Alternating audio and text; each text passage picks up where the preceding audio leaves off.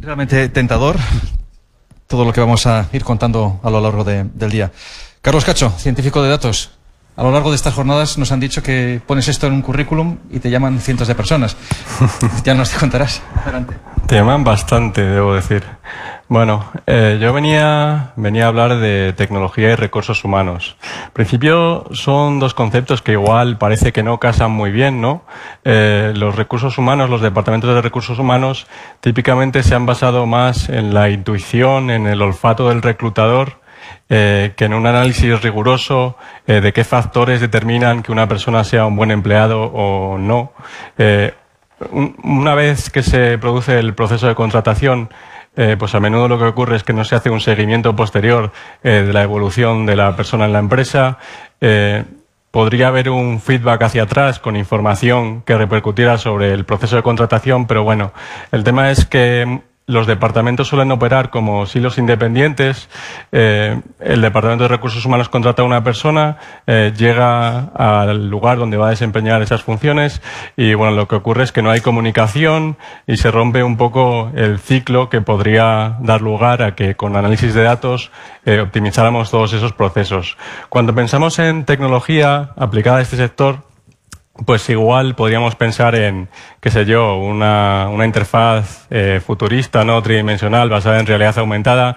Bueno, la realidad es que estamos en 2015 y nos dedicamos a cuestiones mucho más prosaicas. Lo que ocurre es que con tecnología podemos incidir sobre todas las fases del ciclo de vida del empleado, desde el momento en el que entra por la puerta o quizás un poco antes en el proceso de captación de talento. Una vez que ha aterrizado podemos tratar de optimizar la gestión para que esa persona rinda al máximo y tratar de motivarlo y que produzca un buen desempeño. Y finalmente la tercera pata sería la retención. De nada sirve que el proceso de captación de talento funcione estupendamente si al final esa persona dura 1 o 2 años y no llegamos a recuperar la inversión. Bueno, la charla tiene una duración estimada de 15 minutos y me voy a centrar únicamente en la parte de selección. Hay mucha innovación en este sector. Por ejemplo, Google está introduciendo mejoras en la gestión a base de análisis de datos, pero bueno, tengo que dar una visión de un poco de la industria y voy a centrarme en este aspecto. Finalmente concluiré con un ejemplo de cómo aplicamos Big Data en Job and Talent, que también entiendo que en España muchas veces estamos faltos de casos de uso. Supongamos que estamos en un call center. Tenemos unas hileras de trabajadores, todos armónicamente dispuestos, y están pues atendiendo solicitudes de usuarios y, bueno, entre call y call lechuga, intentando de vez en cuando vender un producto o un servicio. Lo primero que llama la atención de este ecosistema casi darwiniano es que es muy fácil medir el rendimiento.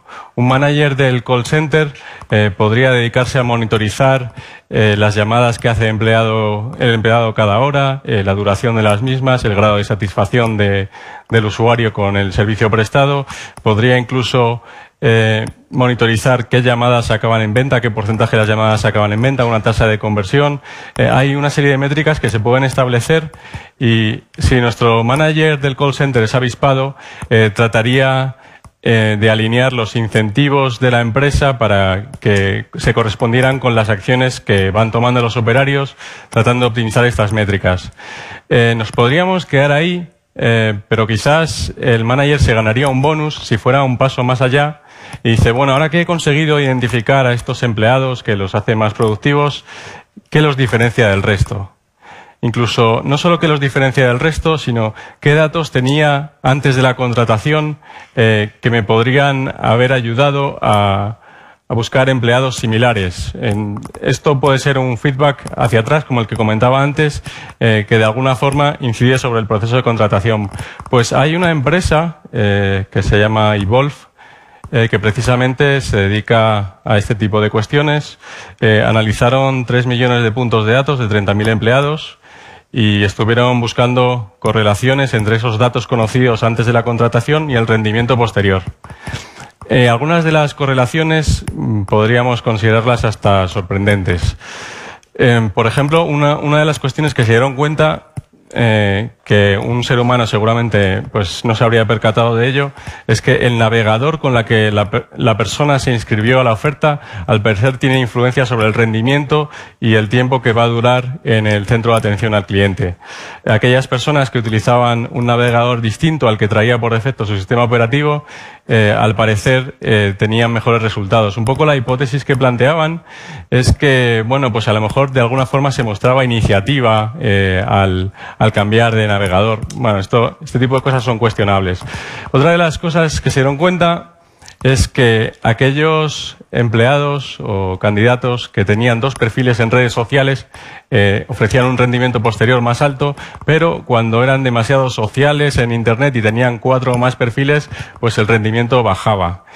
Una de las cosas curiosas de las correlaciones es que, aunque no sepamos la causa, no sabemos si A ocasiona a B o B ocasiona A, o si hay un tercer factor que ocasiona a los dos, siempre y cuando la correlación no sea fruto del azar, la podemos utilizar para predecir. Y bueno, también estuvieron analizando cuestiones que seguramente no sorprenderán a nadie, ¿no? Por ejemplo, como la distancia al trabajo. Un empleado de atención al cliente normalmente tiene un sueldo modesto, pero si complementamos esa remuneración económica con que el trabajo le quede a 15 minutos de casa, pues seguramente estará menos dispuesto a cambiar de trabajo. Por ejemplo, Xerox, lo conoceréis todos, ha conseguido reducir un 20% sus costes de rotación personal teniendo en cuenta estos factores. Analizaron un montón de datos, por ejemplo, intentaron medir la honestidad de los operarios a la hora de rellenar los formularios de contratación. Les hicieron una pregunta: ¿usted tiene conocimientos altos de informática? Y pues naturalmente hay una tendencia a decir que sí. Esto es como el español nivel medio, el inglés nivel medio, perdón. Y bueno, el tema es que luego les hacían una pregunta trampa posteriormente. Decían, cuando utilizo la combinación de teclas control más V en el editor de texto, ¿qué pasa? Bueno, pues resulta que aquellos operarios que eran más honestos con sus conocimientos de informática resultaron ser mejores empleados de atención al cliente, pero peores comerciales. Espero que no haya ningún comercial en la sala. Podéis... bueno, puedo utilizar una excusa que nos gusta mucho a los científicos de datos. No lo digo yo, lo dicen los datos. Una aplicación también de la selección de personal es la contratación de programadores informáticos. A muchos informáticos, entre los cuales me incluyo, nos gusta llegar a casa, cacharrear un poco y, bueno, al final vas dejando una serie de proyectos personales por ahí que no sabes muy bien a dónde van, pero bueno, los subes a Internet y acaban en un repositorio de código abierto. Pues resulta que aunque no nos reporten un valor a nosotros personalmente, hay empresas que se están dedicando a analizarlo para ver cuál de esas personas es un buen programador. Lo que ocurre cuando vas a contratar un técnico muchas veces es que para examinar el nivel de conocimientos que tiene una persona necesitas a otro técnico. Y bueno, el problema de negocio es un poco complicado porque una persona puede intentar montar una empresa y no tiene los conocimientos para evaluar si una persona pues realmente sabe de informática o simplemente es que hace muy bien entrevistas. Pues el chaval de la foto es Jay Domínguez. En el momento de tomar esta instantánea tenía 26 años. Como muchos americanos estaba sumido en una deuda contraída por las tarjetas de crédito y bueno, no fue a la universidad, no tenía conocimientos reglados en informática y parecía que tenía un futuro muy gris. Pero ocurre que un buen día un algoritmo informático decidió que era uno de los mejores programadores de California. Bueno, yo me imagino que esta historia debió ocurrir más o menos así. Estaba el científico de datos en la empresa con sus fórmulas matemáticas para arriba para abajo. Aquí aplico un logaritmo neperiano, lo elevo al cuadrado, le sumo 5, me llevo una y bueno, pues al final llega a una fórmula, le da al enter y ordena por puntuación descendente a todos los programadores de California. Pues bueno, le salió este chico en primer puesto. Entonces llega el CEO y dice, bueno, pues igual debería tirarme 2 semanas más hasta que esto dé un resultado pues más coherente. Pero seguramente apareció alguien de marketing por detrás y dijo, tengo una idea mejor. vamos a contratar a este chaval y vamos a publicar una nota de prensa. Y bueno, pues esta fotografía fue publicada en el New York Times, ha aparecido en varios medios, ha tenido una gran repercusión. Y yo no sé si en esta empresa sabrán mucho de algoritmia, de informática, pero esto es lo que llamo yo una buena jugada de marketing. Por ahora hemos hablado de distancia al trabajo, atributos que más o menos podemos interpretar todos, como el navegador que estamos usando o el código fuente de un informático. Algunos de los atributos que pueden formar parte de estos modelos no son tan obvios. Llegará el día, y posiblemente en algunas empresas estará ocurriendo ya, donde las entradas para los algoritmos de selección de personal sean toda nuestra huella digital.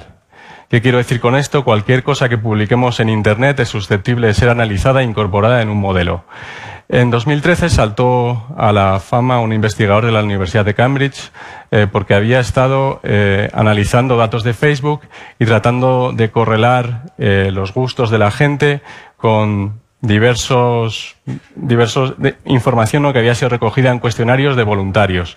Entonces, por ejemplo, encontró que tanto la inteligencia como la orientación sexual, la personalidad, el grado de introversión y extroversión y toda una serie de parámetros eran bastante predecibles con la información que había en Facebook. Este tipo de cuestiones pues seguramente escamarán a algunos. Hay que tener cuidado a la hora de valorar estos datos.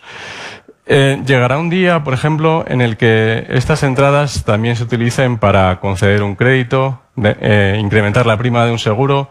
La innovación suele ir por delante de la legislación, y yo creo que es algo que seguramente esto tendrán que considerar los administradores, pero bueno, el tema es que hay una tendencia a incorporar más datos en los modelos de selección.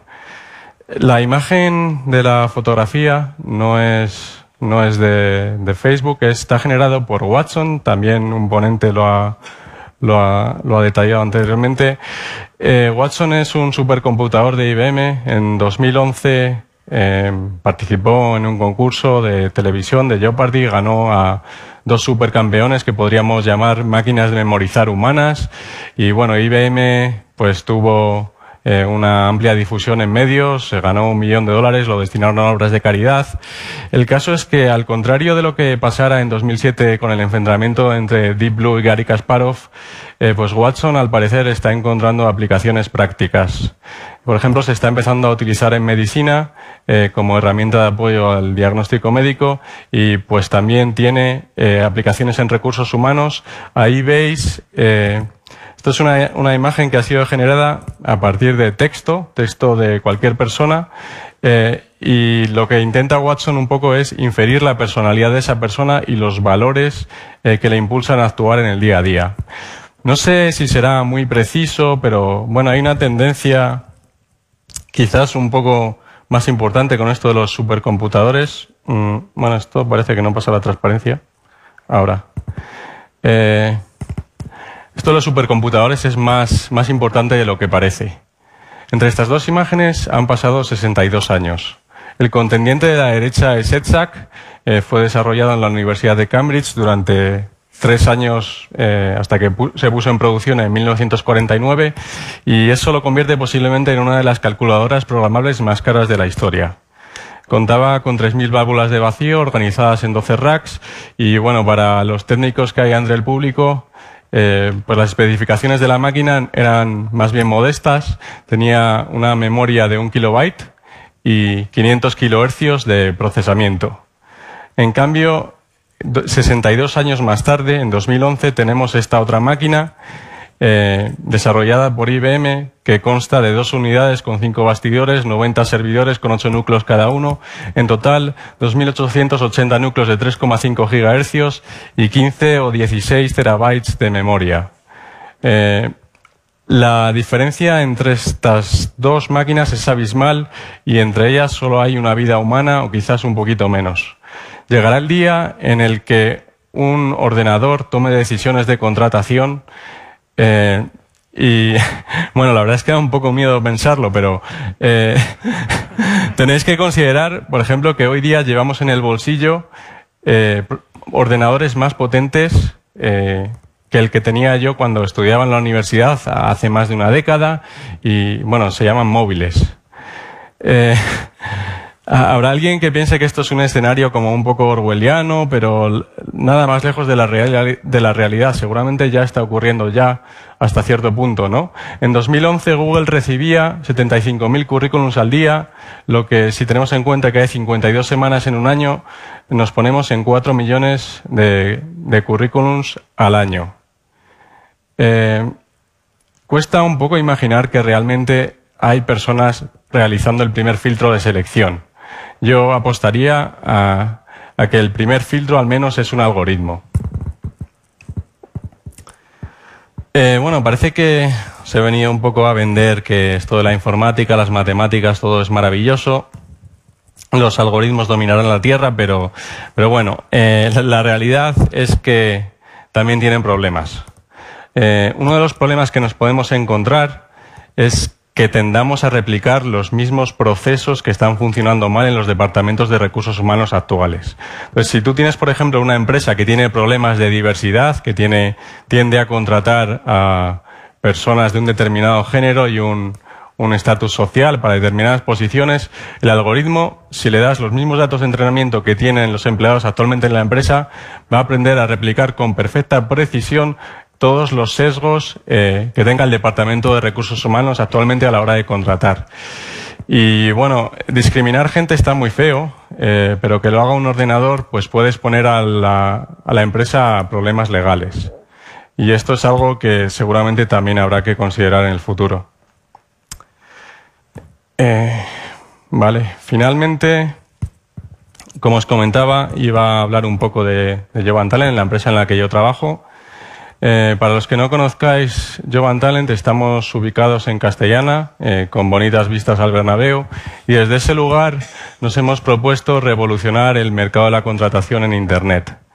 Esto suena un poco ambicioso, pero al final todas las startups intentamos cambiar un poco el mundo. Nuestra misión en la vida viene a ser convertirnos en una especie de headhunter de bolsillo. En recursos humanos solemos distinguir entre candidatos activos que están buscando empleo, destinando cierto tiempo al día a este tipo de actividades, y candidatos pasivos, que son todos los demás. Al final es un grupo mucho más numeroso y, bueno, pues normalmente están trabajando y se encuentran con una serie de limitaciones temporales, no pueden destinar mucho tiempo a la búsqueda de nuevas oportunidades. Pues estaría muy bien que un sistema, de manera automática, analizando sus preferencias, su perfil profesional, pues les recomendara ofertas de trabajo adecuadas a su perfil. Ese es un poco el problema que tratamos de resolver. Ahora mismo la empresa cuenta con 5 millones de usuarios, estamos creciendo a razón de 400.000 usuarios al mes y, bueno, tenemos presencia en España, Latinoamérica y Reino Unido, y estamos planeando nuestra próxima expansión internacional. Este es el gráfico que seguramente a muchos emprendedores les gustaría tener. En este caso son inscripciones a ofertas de trabajo. Detrás de esta gráfica he escondido el eje de la Y, pero bueno, para no dar demasiadas pistas a nuestros competidores, pues hay un crecimiento bastante considerable, pero detrás de esta gráfica hay el trabajo de mucha gente, tenemos un equipo de gente estupenda, pero quizás hay un secreto más que voy a compartir ahora mismo con vosotros. Y es medir y calcular muchas métricas y tener reuniones semanales de revisión de las métricas y hacer sesiones de brainstorming y tratar de levantar pues un poco esos objetivos que nos traemos entre manos. Decía Lord Kelvin que aquello que no se puede medir no se puede mejorar. Yo no sé si iría tan lejos, la verdad, pero bueno, la verdad es que lleva algo de razón el hombre, porque en 2014, no sé si se ven ahí los meses, en 2014 pues prácticamente estábamos un poco en mantillas y no tomábamos muchas mediciones, no seguíamos las métricas de conversión del algoritmo de recomendación. Bueno, el tema es que en 2015 nos hemos puesto las pilas y la mejora ha sido evidente. Pero también habría que no caer en lo que se conoce como la falacia de McNamara, el que fuera secretario de Defensa norteamericano durante la guerra de Vietnam, que decía que era tomar decisiones exclusivamente basados en criterios cuantitativos, dejando de lado las cuestiones más cualitativas. El proceso más o menos ocurre de manera, como voy a relatar a continuación. En el paso 1 mido lo que puedo medir, lo que es fácil de medir. Y digo, bueno, pues lo demás igual no es tan importante. En el paso 2, aquello que no era tan importante ni siquiera existe. Y esto te deja ciego ante las decisiones empresariales y puede abocar, como en el caso de Estados Unidos, a un país al fracaso en una guerra, pero también te puede llevar a tomar malas decisiones. Entonces, estas dos cosas que parecen un poco contradictorias, al final lo que quiero decir con esto es que hay cabida para el análisis cuantitativo en las decisiones de negocio, hay cabida para los ordenadores, pero también hay cabida para el sentido común y el ingenio del ser humano. Muchas gracias.